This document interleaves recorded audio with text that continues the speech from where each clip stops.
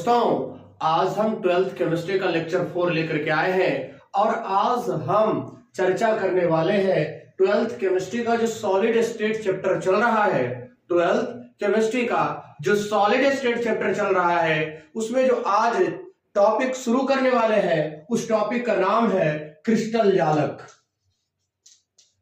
उस टॉपिक को हम कहते हैं क्रिस्टल जालक, इंग्लिश में इसे बोलते हैं crystal lattice. Crystal lattice, crystal जालक क्या होता है इस पर हम डिटेल डिस्कशन कर देंगे। क्रिस्टल जालक की इकाई क्या होती है और क्रिस्टल जालक की इकाई जो है वो एकक कोशिका होती है और एकक कोशिका को कितने भागों में बांटा गया है, ये तमाम बिंदुओं पर चर्चा करेंगे हम आज के लेक्चर में। चलिए आज के लेक्चर को शुरू करते हैं। अब सवाल उठता है कि क्रिस्टल जालक है क्या या क्रिस्टल जालक कहते किसे है। तो सबसे पहले एक संरचना बनाते हैं और तब समझाते हैं कि क्रिस्टल जालक होता क्या है।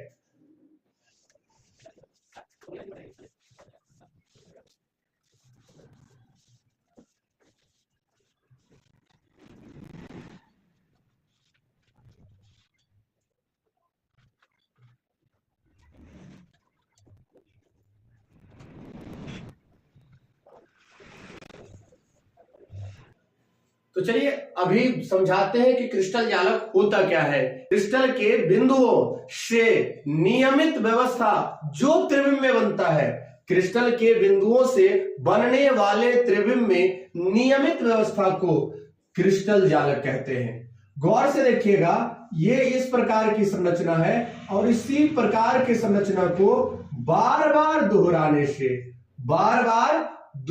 से जो संरचना बन रही है उस संरचना को हम कहते हैं क्रिस्टल जालक।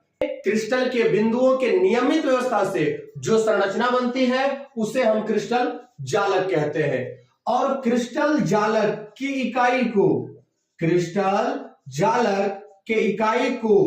एकक कोशिका कहा जाता है।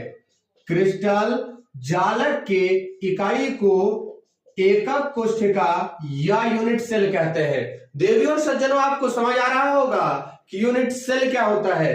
तो क्रिस्टल जालक के इकाई को या फिर जिस इकाई को पुनरावृत्ति से क्रिस्टल जालक का निर्माण होता है उसे एकक कोशिका कहते हैं। और ये जो घन के आकार की संरचना दिख रही है यही एकक कोशिका है। यही बाबू एकक कोशिका है। जो घन के आकार की संरचना दिख रही है आपको, यही आपका एकक कोशिका है। अगर इस एकक कोशिका को ऑब्जर्व किया जाए, इस एकक कोशिका को ऑब्जर्व किया जाए तो एक चीज आपको समझ आएगी। अगर इसको ऊपर बढ़ा दे, इसको इधर बढ़ा दे, इसको इधर बढ़ा दे, तीनों साइड में अगर एकक कोशिका के भुजाओं को बढ़ाए तो इसे एक्स एक्सिस, इससे वाई एक्सिस, इससे जेड एक्सिस, ये X Y Z, X axis के डिस्टेंस को ए कहे, वाई एक्सिस के डिस्टेंस को बी कहे और जेड एक्सिस के डिस्टेंस को अगर सी कहा जाए, एक्स एक्सिस के डिस्टेंस को ए, वाई एक्सिस के डिस्टेंस को बी और जेड एक्सिस के डिस्टेंस को अगर सी कहा जाए तो ए और बी के बीच कौन बनेगा, बी और सी के बीच कौन बनेगा, ए और सी के बीच कौन बनेगा। तो देखिए ए और बी के बीच जो कोण बनेगा किसके विपरीत, सी, इसे बोलेंगे गामा। ए के विपरीत वाले को अल्फा, बी के विपरीत वाले को बीटा। अर्थात एकक कोशिका को 3 भुजा और 3 कोण से व्यक्त किया जाता है। एकक कोशिका को 3 भुजा, तो 3 भुजा कौन कौन सा है, तो 3 भुजा आपका है ए बी सी, 3 भुजा ए बी सी है। और 3 कोण जो है बाबू आपका, वो 3 कोण अल्फा, बीटा और गामा है। वो 3 कोण बाबू है अल्फा, बीटा और गामा। 3 भुजा एबीसी और 3 कोण अल्फा, बीटा, गामा, तो एकक कोष्ठिका को समझाने के लिए 3 कोण और 3 भुजा का उपयोग किया जाता है, जिससे हम कहते हैं एकक कोष्ठिका के पैरामीटर। तो एकक कोष्ठिका के पैरामीटर कितने हुए? एकक कोष्ठिका के पैरामीटर 6 हुए। 3 भुजा ABC और 3 कोण कौन सा? तो अल्फा, बीटा, गामा। अल्फा कौन सा कोण होता है? बी और सी के बीच के कोण को अल्फा कहते हैं, और ए और बी के बीच के कोण को गामा कहते हैं, और ए और सी के बीच के कोण को बीटा कहा जाता है। तो एकक कोष्ठिका के पैरामीटर 6 हुए। अब ध्यान से देखिए, इसमें जो एकक कोष्ठिका में अवयवी कण को बिंदु रूप में व्यक्त किया जाता है। एकक कोष्ठिका में अवयवी कण को बिंदु रूप में व्यक्त करते हैं, और जिस बिंदु द्वारा व्यक्त किया जाता है उसे हम बोलते हैं जालक बिंदु। तो जालक बिंदु किसे कहा जाएगा? तो एकक कोष्ठिका में अवयवी कणों को जिस बिंदु द्वारा दर्शाई जाती है उसे हम जालक बिंदु कहते हैं। उसे बाबू कहा जाता है जालक बिंदु। एकक कोष्ठिका अवयवी कणों के उपस्थिति के आधार पर 2 प्रकार के होते हैं। एकक कोष्ठिका अवयवी कणों के उपस्थिति के आधार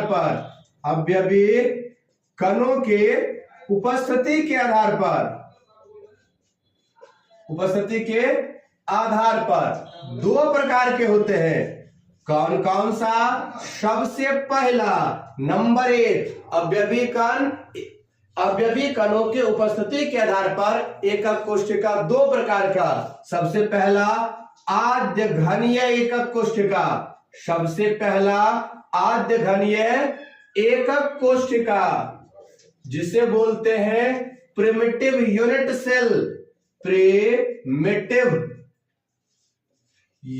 सेल, या इसी को बोलते हैं सिंपल क्यूबिक यूनिट सेल। इसी को बाबू बोला जाता है सिंपल क्यूबिक यूनिट सेल।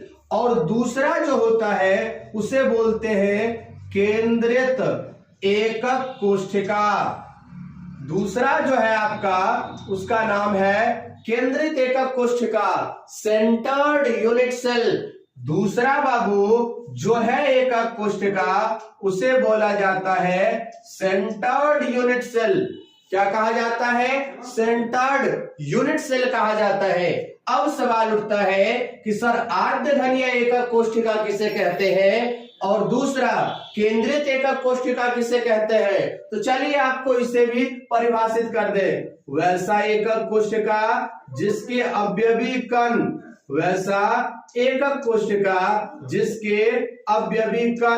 एकक कोष्ठिका के केवल कोना पर स्थित होता है। एकक कोष्ठिका के केवल कोना पर स्थित होता है, उसे हम कहते हैं आद्य घनीय एकक कोष्ठिका। वैसा एकक कोष्ठिका जिसमें अवयवी कण केवल एकक कोष्ठिका के कोना पर स्थित होता है, उसे बोलते हैं आद्य घनीय एकक कोष्ठिका। क्या कहा जाता है बाबू? आद्य घनीय एकक कोष्ठिका। दूसरा है आपका केंद्रित एकक कोष्ठिका। सवाल उठता है सर केंद्रित एकक कोष्ठिका किसे कहते हैं? तो आद्य घनीय एकक कोष्ठिका में अवयवी कण केवल कोना पर स्थित था, जबकि केंद्रित एकक कोष्ठिका कोना के अलावा एकक कोष्ठिका के किसी अन्य स्थिति पर भी उपस्थित होगी। वैसा एकक कोष्ठिका जिसमें अवयवी कण एकक कोष्ठिका के कोनों के अलावे किसी अन्य स्थिति पर कौन सा, या केंद्र में हो सकता है या फलक पर हो सकता है, या केंद्र में हो सकता है या फलक पर हो सकता है। तो इसके आधार पर केंद्रित एकक कोष्ठिका तीन प्रकार की होती है। तो केंद्रित एकक कोष्ठिका तीन प्रकार की होती है। कितना होता है बाबू? केंद्रित एकक कोष्ठिका तीन प्रकार के। सबसे पहला अंतः केंद्रित एकक कोष्ठिका। सबसे पहला जो होता है बाबू उसे कहते हैं अंतः केंद्रित एकक कोष्ठिका। पहला अंतः केंद्रित एकक कोष्ठिका। और दूसरा जो है आपका, पहला है अंतः केंद्रित एकक कोष्ठिका और दूसरा जो बाबू है वो है फलक केंद्रित एकक कोष्ठिका। इसे हम बोलते हैं फेस सेंटर्ड यूनिट सेल या शॉर्ट में इसे एफसीसी कहा जाता है। इसे बोलते हैं बॉडी सेंटर्ड यूनिट सेल। इसे कहते हैं बॉडी सेंटर्ड यूनिट सेल। तो इसे शॉर्ट में बीसीसी कहते हैं। उसे बाबू शॉर्ट में बीसीसी कहा जाता है, जबकि इसे शॉर्ट में एफसीसी कहा जाता है। तीसरा होता है अंत केंद्रित। तीसरा होता है अंत केंद्रित एकक कोष्ठिका। तीसरा होता है बाबू अंत केंद्रित एकक कोष्ठिका। अंत केंद्रित को बोलते हैं एंड सेंटर्ड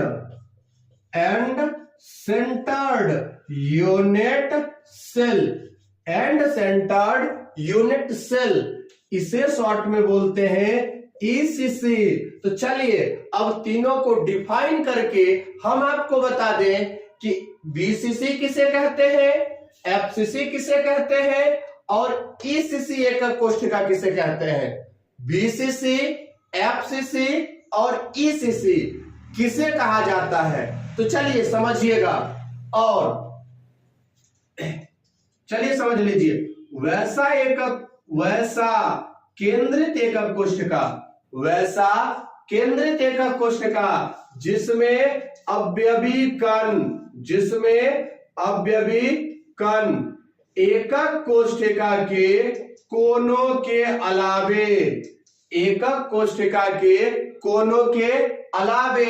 इसके केंद्र पर भी उपस्थित होता है। एकक कोष्ठिका इसके कोनों के अलावे इसके केंद्र पर भी अगर अवयवी कण उपस्थित होता है उसे बोलते हैं केंद्रित एकक कोष्ठिका। उसे बाबू क्या कहते हैं? केंद्रित एकक कोष्ठिका। दूसरा फिर से एक बार और अंतः केंद्रित फिर से समझ लीजिए। वैसा एकक कोष्ठिका जिसमें अवयवी कण एकक कोष्ठिका के कोनों के अलावे इसके केंद्र पर भी उपस्थित होता है, तो उसे अंतः केंद्रित एकक कोष्ठिका कहते हैं। क्या कहते हैं बाबू? देवियों और सज्जनों जान लो, उसे बीसीसी कहते हैं। दूसरा है आपका एफसीसी या फलक केंद्रित एकक कोष्ठिका। एफसीसी या फलक केंद्रित एकक कोष्ठिका वैसा एकक कोष्ठिका जिसमें अवयवी कण एकक कोष्ठिका के कोनों के अलावे, वैसा केंद्रित एकक कोष्ठिका जिसमें अवयवी कण एकक कोष्ठिका के कोनों के अलावे इसके प्रत्येक फलक पर भी उपस्थित होता है। जब प्रत्येक फलक पर भी उपस्थित होगा, फलक क्या होता है? तो जैसे समझिएगा, ये हमारे पास बुक है। ये क्या है? बुक है। ये देखिए, ये घनाभाकार है। कैसा है? घनाभाकार है। ये जो दिख रहा है आपका एक फेस, इसे बोलते हैं फेस या फलक। इसमें कितना फेस हुआ? एक फेस, दो फेस, तीन फेस, चार, पांच, 6। तो सबसे पहले इसका जो कोना है, कोना पर अवयवी कण होगा ही, इसके अलावा इसके प्रत्येक फलक पर भी क्या उपस्थित हो, प्रत्येक फलक पर भी अवयवी कण उपस्थित हो तो उसे कहते हैं फलक केंद्रित एकक कोष्ठिका। उसे क्या कहते हैं बाबू? फलक केंद्रित एकक कोष्ठिका बोला जाता है, फलक केंद्रित एकक कोष्ठिका। आखिरी है अंत केंद्रित एकक कोष्ठिका या ईसीसी, वैसा एकक कोष्ठिका या वैसा केंद्रित एकक कोष्ठिका जिसमें अवयवी कण एकक कोष्ठिका के कोनों के अलावे, कोना पर होगा ही, इसके किन्हीं दो विपरीत फलक पर उपस्थित हो। इसका तात्पर्य क्या हुआ?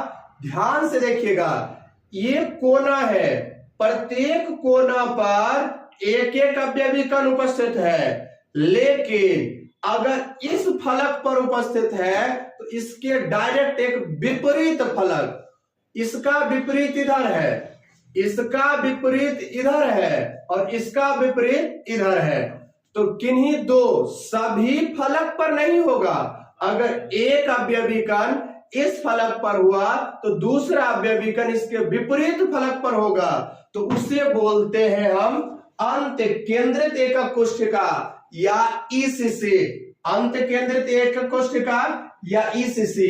अभी तक मैंने आपको क्या क्या समझाया है? सबसे पहला क्रिस्टल जालक, फिर से सुनिएगा और नोट कर लीजिएगा, सबसे बेहतर होगा कि क्रिस्टल लैटिस किसे कहते हैं, क्रिस्टल लैटिस किसे कहते हैं। तो त्रिविम आकाश में क्रिस्टल बिंदुओं को पुनरावृत्ति से, त्रिविम आकाश में क्रिस्टल बिंदु के पुनरावृत्ति से बनने वाले जाल को क्रिस्टल जाल कहते हैं।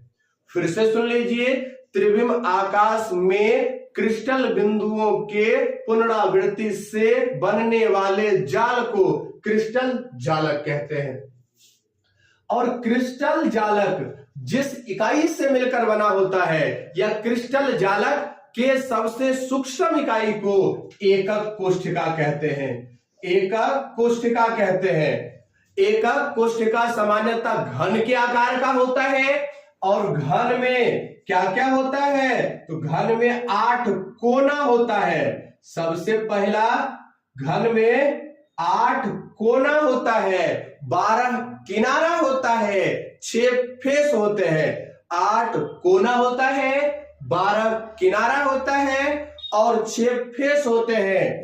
तो इसमें उपस्थित अवयवी कणों के आधार पर एकक कोष्ठिका 2 प्रकार के हुए। सबसे पहला आद्य घनीय एकक कोष्ठिका। सवाल उठता है कि सर आद्य घनीय एकक कोष्ठिका किसे कहते हैं? वैसा एकक कोष्ठिका जिसके अवयवी कण केवल एकक कोष्ठिका के किनारे पर उपस्थित होता है, उसे कहते हैं आद्य घनीय एकक कोष्ठिका। प्रिमिटिव यूनिट सेल या सिंपल क्यूबिक यूनिट सेल, इसी को शॉर्ट में एससीसी कहा जाता है। क्या कहा जाता है देवी और सज्जनों? एससीसी कहा जाता है। दूसरा है केंद्रित एकक कोष्ठिका, सेंटर्ड यूनिट सेल, वैसा एकक कोष्ठिका जिसमें अवयवी कण एकक कोष्ठिका के कोनों के अलावे किसी अन्य स्थिति पर भी उपस्थित होता है, तो उसे हम कहते हैं केंद्रित एकक कोष्ठिका। केंद्रित एकक कोष्ठिका 3 प्रकार के, अंतः केंद्रित एकक कोष्ठिका जिसे बॉडी सेंटर्ड यूनिट सेल या बीसीसी कहते हैं। दूसरा फलक केंद्रित एकक कोष्ठिका, फेस सेंटर्ड यूनिट सेल या एफसीसी कहते हैं। तीसरा अंत केंद्रित एकक कोष्ठिका या एंड सेंटर्ड यूनिट सेल या ईसीसी कहते हैं। या बाबू क्या बोलते हैं? ईसीसी। सवाल उठता है कि सर बीसीसी किसे कहते हैं? वैसा केंद्रित एकक कोष्ठिका जिसमें अवयवी कण एकक कोशिका के कोनों के अलावे इसके केंद्र पर भी उपस्थित होता है, उसे हम बीसीसी कहते हैं। वैसा केंद्रित एकक कोशिका जिसमें अवयवी कण एकक कोशिका के कोनों के अलावे प्रत्येक फलक पर भी उपस्थित होते हैं, तो उसे हम कहते हैं फलक केंद्रित एकक कोशिका। तीसरा बात, वैसा एकक कोशिका जिसमें अवयवी कण एकक कोशिका के कोनों के अलावे इसके किन्हीं दो विपरीत फलक पर उपस्थित होते हैं, तो उसे कहते हैं कौन सा? एंड सेंटर्ड यूनिट सेल या अंत केंद्रित एकक कोशिका या ईसीसी। अब सवाल उठता है, सर एससीसी, बीसीसी, एफसीसी और ईसीसी में अवयवी कण कितना होगा? तो अवयवी कणों की संख्या निकालना। चलिए हम समझा दें कितना। एससीसी में कितना होगा, बीसीसी में कितना होगा, एफसीसी में कितना होगा, और एकक कोशिका में अवयवी कणों की संख्या। सबसे पहले एससीसी में देखते हैं। एससीसी की संरचना इस प्रकार की होती है। एससीसी की संरचना इस प्रकार की होती है, इस प्रकार की, ध्यान से समझिएगा। यह है आपका एससीसी का।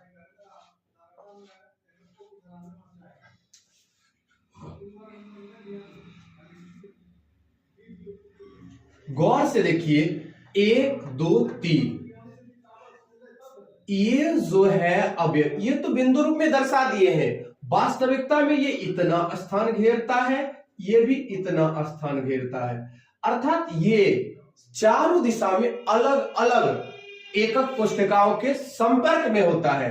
तो एक इसके संपर्क, दो इसका, तीसरा इसका संपर्क। 3 अगर यहां है, एक उधर होगा, 4 एक इधर होगा। ध्यान देखिए, 3 अगर नीचे है तो 3 ऊपर होगा, 3 नीचे है तो 3 ऊपर होगा, और एक उधर के तरफ और एक इधर के तरफ। अर्थात एक अवयवी कण पर 8 लोगों की हिस्सेदारी है। एक अवयवी कण पर 8 एकक कोशिका हिस्सेदारी लगाए हुए हैं। तो कितना अवयवी कण? तो एक का कितना होगा? तो एक अवयवी कण का एकक कोशिका में भागीदारी, एक अवयवी कण का एकक कोशिका में भागीदारी, एकक कोशिका में भागीदारी कितना होगा? एक है संपर्क 8 गोश, एगो पर हिस्सा कितने हुआ? 1 रुपया 8 हिस्सेदार, तो 1 रुपया में 8 हिस्सेदार, तो एक हिस्सेदार को कितना रुपया मिलेगा? 1/8, तो होगा 1/8। अब एक अवयवी कण का एकक कोशिका में भागीदारी 1/8। कुल अवयवी कण 8, 1 2 3 4 5 6 7 8। और कुल अवयवी कणों का एकक कोशिका